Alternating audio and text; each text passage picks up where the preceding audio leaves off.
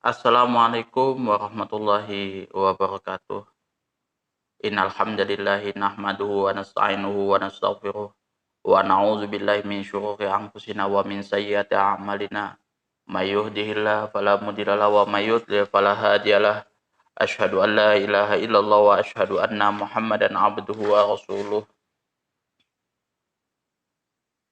Allahumma sholli ala sayyidina Muhammad wa ala ali sayyidina Muhammad kama shallaita ala sayyidina Ibrahim wa ala ali sayyidina Ibrahim wa barik ala sayyidina Muhammad wa ala ali sayyidina Muhammad kama barakta ala sayyidina Ibrahim wa ala ali sayyidina Ibrahim fil alamin innaka Hamidum Majid.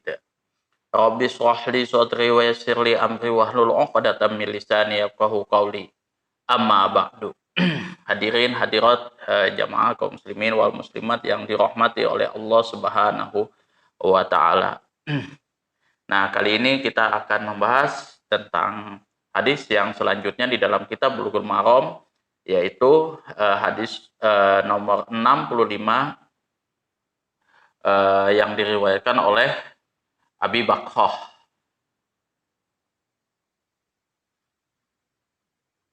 Nah, hadis ini sebenarnya berhubungan dengan hadis nomor 61 sama 62.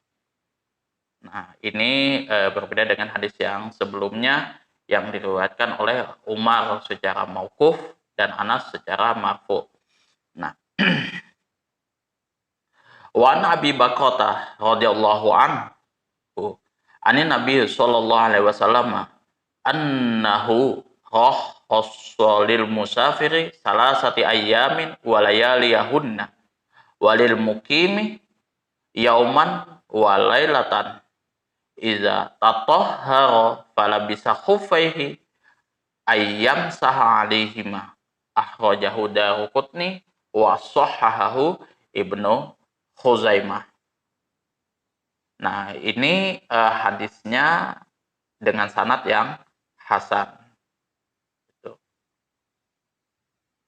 Dan banyak disalin di dalam kitab-kitab Al-Imam Syafi'i di dalam kitab Musnadnya, kemudian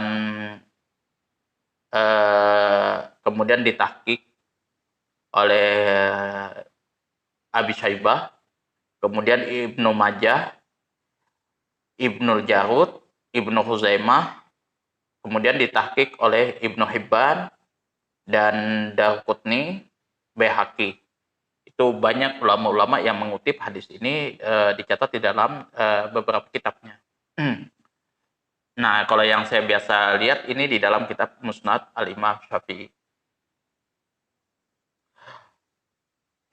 Wa an Abi Bakrah radhiyallahu an, dari Abi Bakrah radhiyallahu an, semoga Allah meridhoinya, ani Nabi sallallahu alaihi wasallam, dari Nabi sallallahu alaihi wasallam, annahu, sesungguhnya Rasulullah sallallahu alaihi wasallam, rakhasa, memberikan rukhsah, keringanan, lil musafiri, bagi orang yang musafir.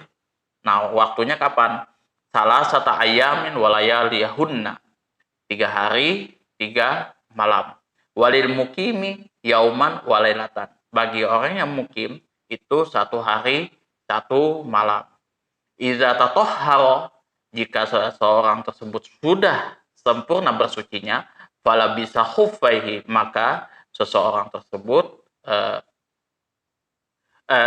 fala bisa khuffaihi, kemudian seseorang tersebut menggunakan muzahnya, ayyam saha alaihima, maka hendaklah mengusap kedua sepatunya. Alaihima ini di atas kedua muzahnya, jadi di atas muzahnya, bukan di bawahnya, di telapaknya, tapi di atasnya.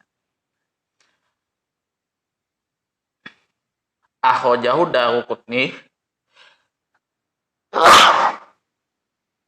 diriwayatkan oleh Daruqutni, wa sahhahu Ibnu Khuzaimah, dan disahihkan oleh Ibnu Khuzaimah. Makna hadisnya, Nabi Muhammad Rasulullah SAW memberikan keringanan, kemudahan dengan membenarkan mengusap kedua khuf tersebut. Ini mengusap, bukan membasuh. Untuk itu Rasulullah SAW menetapkan bahwa batasan waktu mengusap khuf bagi orang yang musafir tidak lebih lama berbanding dengan orang yang bermukim.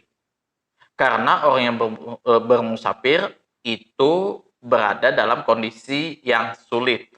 Jadi kalau sekarang aja contoh ya yang saya sudah jelaskan kalau sekarang aja kita kesulitannya itu saat bepergian, kemudian ada sesuatu yang kita takutkan kayak rampok, maling, dan lain sebagainya, yang mana kita harus bergerak cepat, kayak gitu kan. Kemudian juga tingkat keletihan kita, capek juga, itu yang sekarang. Yang mana sekarang itu pun juga ada pesawat, kayak gitu kan, kita bisa naik mobil, taksi, ada bis, kemudian kita bisa nginap juga pakai hotel gitu. Tapi itu dianggap juga kesulitan di dalam kita bermusafir. Nah, apatah lagi di zaman dulu, yang mana di zaman dulu itu ya kalau misalkan kita menempuh padang pasir di tengah perjalanan tidak ada yang namanya hotel. Itu jadi kita betul-betul musafirnya itu betul-betul ya di tengah perjalanan kita dengan onta kayak gitu, dengan onta atau kuda kayak gitu.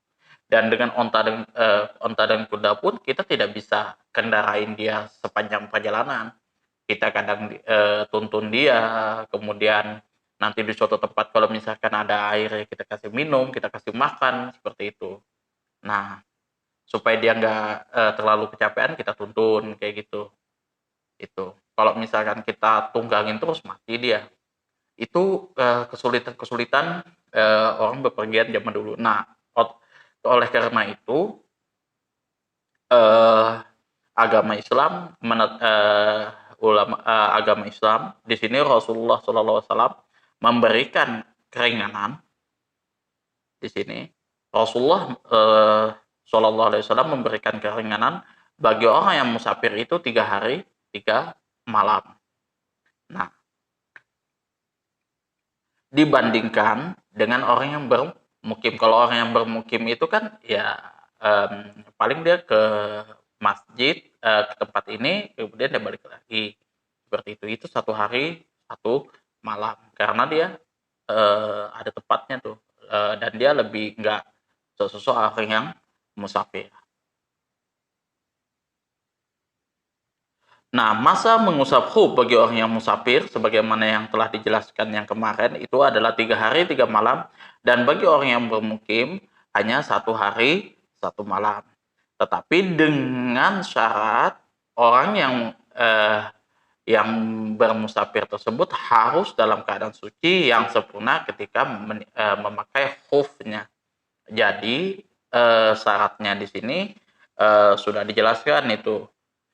Iza tatahhara fala bisa khuffaihi. Jadi konteksnya yang pertama adalah iza tatahhara, yang pertama apabila dia setelah sempurna sucinya, fala bisa khuffaihi, dan kemudian sempurna memakai khufnya, dan dia tidak batal, tidak dalam keadaan hadas dan lain sebagainya, maka apabila dia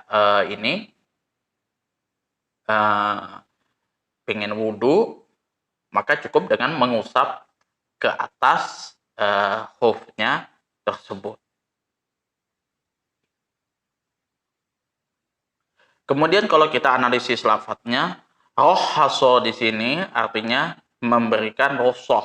Rosoh adalah hukum syariat yang telah diberi keringanan sebagai pilihan untuk menghindari hukum syariat yang lebih susah. Nah, tetapi di sini disertai dengan adanya faktor-faktor syarat-syarat tertentu pada hukum asalnya. Itu. Jadi kalau misalkan contoh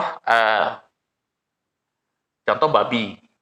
Nah, kalau kita masyarakat sipil itu babi hukumnya haram. Nah, berbeda kalau misalkan bagi orang yang musafir yang memang cuman itu aja pilihan dia lagi, selain nggak ada lagi binatang lain kayak gitu. Kalau dia ini syarat keringanan itu kayak gini, yang darurat itu apabila dia tidak melakukannya dia mati, atau dia sakit. Sakit ini juga bisa menyebabkan dia juga kematian, kayak gitu. Atau ada anggota tubuhnya yang cacat, seperti itu, berkurang manfaat daripada anggota tubuhnya, bisa jadi dia penyakit atau apa kayak gitu. Nah, atau juga orang dalam keadaan terdesak, dipaksa, misalkan dia harus ini seperti ini seperti ini, dan harus dia melakukan seperti itu dalam kategori terdesak, itu darurat. Nah, itu dia bisa mendapatkan keringanan. Innallaha yuhibbu ayyu'ta khusahu kama yuhibbu ayyu'ta azaimahu. Azaimuhu. Kama yuhibbu ayyu'ta azaimuhu. Sesungguhnya Allah lebih suka apabila rukhsahnya dikerjakan, sebagaimana Allah Subhanahu wa taala menyukai apabila azimahnya, perintahnya dikerjakan. Jadi di sini fungsinya kita melakukan rukhsah. Kalau rukhsah itu ya kalau misalkan itu sudah mencapai faktor-faktornya, maka sudah mencukupi batas-batasnya kayak gitu, dan memang itu diperlukan, dikerjakan saja. Allah lebih suka itu. Allah menyukai itu. Apabila rukhsahnya dikerjakan, sebagaimana pula azimahnya juga dikerjakan. Jadi biasa kita misalkan kita contoh ya kan, kita di dalam keadaan yang tidak terjepit kayak gitu kan, kita senantiasa mengerjakan perintah-perintah Allah sebagaimana biasa. Nah, di saat tertentu, di saat musafir dan lain sebagainya, tidak ada pilihan lain, maka kita harus misalkan jamak qashar kayak gitu dan lain sebagainya. Itu tidak ada masalah. Biasa kita menggunakan air misalkan di Indonesia. Nah, di padang pasir misalkan di saat tertentu, nah kita mengganti dengan tayamum. Itu tidak ada masalah. Allah juga mencintai orang yang melakukan hal tersebut. Bukan berarti kita mengerjakan rukhsah itu Allah tidak suka kayak gitu atau menggampangkan, tidak. Itu karena ada faktor-faktor tertentu yang memang kita harus mengerjakan seperti itu. Fikih hadisnya adalah satu, menjelaskan batasan waktu mengusap sepasang kedua khuf tersebut. Bagi orang yang bermusafir itu 3 hari 3 malam, dan bagi orang yang bermukim itu 1 hari 1 malam. Nah, ini landasannya yang sudah dijelaskan di dalam kitab Fathul Qorib kemarin. Jadi kalau misalkan teman-teman mau tahu dalil-dalilnya, ya hadis-hadis ini yang menjadi patokan dalilnya. Jadi kalau teman-teman itu mengamalkan segala sesuatunya tadi berdasarkan kitab Fathul Qorib, itu sudah sesuai sunnah Rasulullah SAW, meskipun dia di dalam kitab tersebut tidak disebutkan dalil-dalilnya kayak gitu. Karena itu untuk seorang pemula. Jadi kalau teman-teman pemula ya kita Safinatun aja, kitab Fathul Qorib itu sudah cukup untuk diamalkan.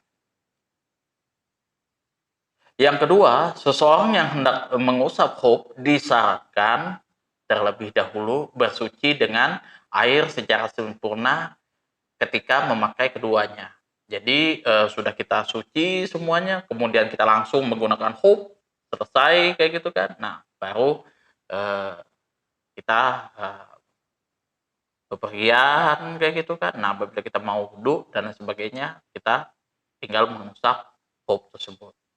Yang kedua, menganggap perbuatan mengusap khuf sebagai rukhsah karena ini merupakan perpindahan hukum syariat yang susah kepada hukum syariat yang mudah tanpa ada niat untuk mempermudah menggampangkan segala sesuatunya.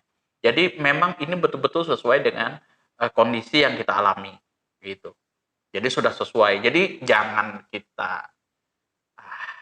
ada aja kok yang susah, kenapa ada yang ringan, kenapa yang susah, tapi tidak sesuai dengan syarat-syaratnya, dengan faktor-faktornya, langsung asal husap aja kayak gitu kan, itu juga tidak bisa.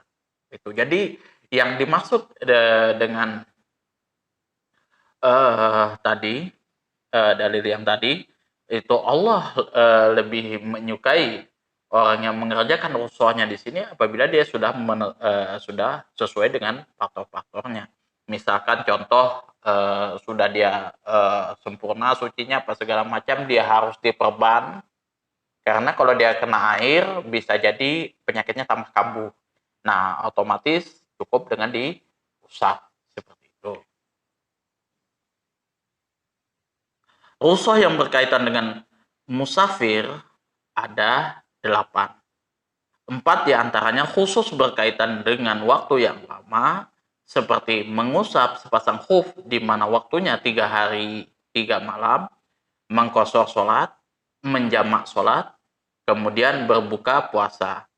4 yang lain boleh dilakukan dalam masa yang singkat dan boleh pula dilakukan dalam waktu yang lama, seperti memakai bangkai, mengerjakan sholat sunat di atas kendaraan, gugurnya kewajiban sholat dengan tayamum tanpa perlu mengulangi sholatnya seperti semula, dan boleh meninggalkan sholat Jumat tetapi diganti dengan sholat zuhur. Inilah yang disebutkan dalam Imam Nawawi di dalam syarah Muhadzab.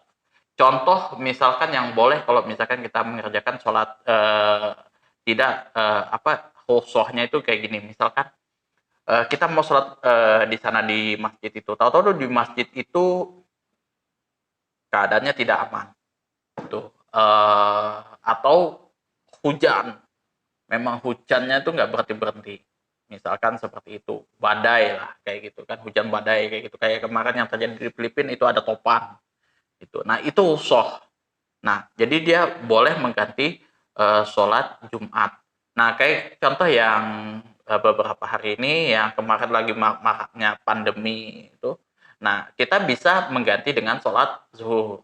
Karena kalau kita misalkan dengan sholat Jumat dan itu menyebabkan kemudaratannya lebih masif lagi, nah itu nanti berbahaya. Makanya di sini berlakulah hukum darurat rukhsah, itu boleh. Atau kita misalkan tidak ada air, nah, kita tidak ada air, kita sudah cari kemana-mana kayak gitu, nggak ada air, kita pakai tayamum, itu boleh. Gitu. Periwayat hadis, nah kita lanjut ke periwayat hadisnya di sini. Abu Bakoh nama aslinya adalah Nafi ibnu Haris ibnu Khaldah As-Saqafi. Nah, beliau ini turun dari benteng At-Thaib dengan bersama sekumpulan hambanya ketika Rasulullah SAW mengepung benteng tersebut. Rasulullah SAW menyebutnya dengan panggilan Abu Bakr. Beliau masuk Islam, lalu Rasulullah SAW memerdekakannya. Jadi beliau ini adalah mantan budak. Beliau termasuk salah seorang sahabat yang disegani.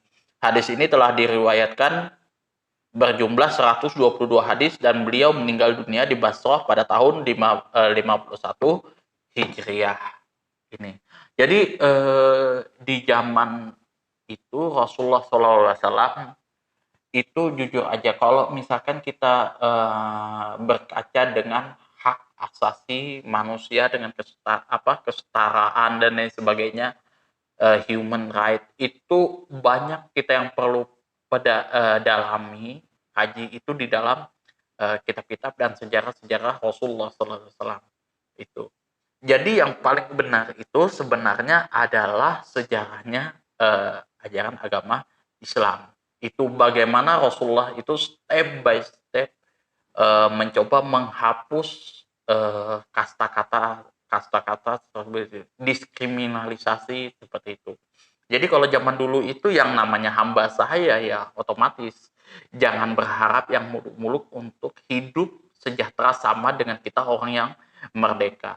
Jadi kalau kalian misalkan jadi hamba sahaya budak, ya otomatis um, selamanya sebelum kau dimerdekakan, ya selamanya kau ya bisa. Kalau misalkan majikannya ini baik, ya mungkin tempatnya agak layak. Tapi kalau misalkan majikan menjelek, misalkan sadis, itu ya bisa jadi tempat tidurnya ya sebatas kandang anjing kayak gitu aja. Tidurnya begini kayak gitu. Nah, seperti halnya yang dialami oleh Bilal bin Rabah salah satunya. Itu jujur aja. Kalau saya bilang kalau yang namanya sistem perbudakan itu nggak ada yang layak. Tuh. Jadi ya apa ya? Ah, untuk dikasih makan aja syukur-syukur itu sudah untuk dikasih makan secara layak, dan itu biasanya tidak ada, itu sangat susah itu. Jadi memang Rasulullah SAW waktu itu berjibaku dengan keadaan yang seperti itu. Jadi sistem perbudakan itu bukan di zaman Rasulullah, tapi itu sudah berlangsung turun temurun dari zaman-zaman sebelumnya. Dan bagaimana upaya Rasulullah untuk memerangi budaya seperti itu yang step by step, pelan demi pelan itu coba dihapuskan. Nah, salah satu contohnya dengan memerdekakan budak. Itu jadi ada beberapa hukum, misalkan kalau kita berbuat salah, kita harus memerdekakan budak. Nah, itu salah satu upaya untuk mengurangi istilahnya perbudakan-perbudakan yang terjadi pada zaman dulu. Karena apa? Kita nggak bisa kayak sekarang kayak gitu kan, di semua negara sudah menghapus karena di zaman dulu nggak ada PBB. Jadi di zaman dulu itu adanya Romawi, Persia, dan beberapa negara lain, ya itu berlaku gitu. Jadi misalkan Rasulullah melakukan bebas memerdekakan budak, tidak ada perbudakan. Kita tidak bisa mengintervensi Romawi dan kita tidak bisa mengintervensi Persia. Kalau kita mau mengintervensi Persia, kita harus serang dulu Persia, baru kita masukkan ideologi kita. Itu yang terjadi. Begitu juga Persia. Kalau dia mau memasukkan ajaran majusinya, mereka menyerang negara kita. Itu yang terjadi. Jadi nggak ada yang kayak sekarang kayak gitu kan. Ada hukum internasional, ada PBB dan lain sebagainya, nggak ada. Itu jadi semua itu ya semau-maunya aja kayak gitu. Tapi juga human right, masalah apa ya? Masalah apa ya? Hak asasi manusia ini pun juga sebenarnya adalah problem dari semua negara. Diskriminasi ras, suku, agama dan lain sebagainya itu juga menjadi problem di semua negara tanpa pandang bulu. Contoh misalkan kalau kita berkaca di Amerika, Amerika juga nggak suci-suci amat gitu. Dia juga punya masa lalu yang kelam juga, bagaimana dia membantai suku Indian di situ, merampas tanah-tanahnya, kemudian itu juga diskriminasi gitu. Bahkan di dalam Wind Talker kalau nggak salah di filmnya itu bagaimana rasisnya seorang kulit hitam terhadap suku India. Contoh lagi yang terjadi di Australia. Australia suku aborigin tetap tertinggal. Jadi jangan berharap kita kalau misalkan mereka mengatakan oh human right dari Australia, ya kita lihat human right-nya seperti apa. Itu untuk suku mereka, untuk suku aborigin nggak berlaku. Gitu.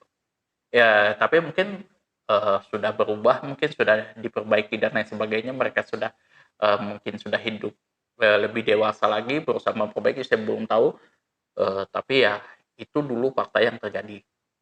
Nah, kalau dalam sejarahnya yang saya pernah baca, aborigin Yolgu itu pernah mengalami masa-masa emasnya pada saat eh, mempunyai hubungan dagang dengan orang Makassar, dengan orang-orang Indonesia suku Bugis kalau nggak salah. Nah, setelah Inggris melakukan ketetapan pajak yang lebih besar kepada seorang pedagang Makassar, dan orang Makassar pada waktu itu keberatan, tidak mau lagi berkunjung ke Australia, ke aborigin. Di situ sudah suku aborigin Yolngu itu mengalami kemunduran, dan akhirnya ya mungkin kehidupan mereka tertindas. Itu. Jadi kalau kita berbicara di semua negara, masalah hak asasi manusia itu semua punya dosa besar masing-masing, tergantung semua punya dosa tergantung besar dan kecilnya seperti apa. Itu saja, seperti misalkan konflik antar suku Sampit dan Madura, yang mau tidak mau itu kita tidak bisa tutup mata, itulah yang terjadi. Itu Indonesia jujur aja mempunyai berbagai macam suku, mempunyai berbagai macam ras, dan mempunyai berbagai macam kepentingan. Itu. Kalau misalkan kita tidak tidak bisa meminat itu sebaik mungkin, bukan tidak mustahil, sampai kapanpun kita akan baku hantam, baku pukul, dan lain sebagainya. Jadi kita harus mengutamakan kepentingan yang lebih penting untuk orang banyak ketimbang kepentingan kita pribadi. Itu saja yang bisa saya sampaikan. Mungkin ini sudah terlalu ngalor ngidul dan lain sebagainya. Saya mohon maaf kalau misalkan ada kesalahan. Mungkin teman-teman bisa koreksi di kolom komentar, atau mau baku hantam di kolom komentar, tidak ada masalah. Saya istilahnya menanggapi sebagaimana mestinya, sesuai dengan apa yang saya ketahui. Akhirul kalam, assalamualaikum warahmatullahi wabarakatuh.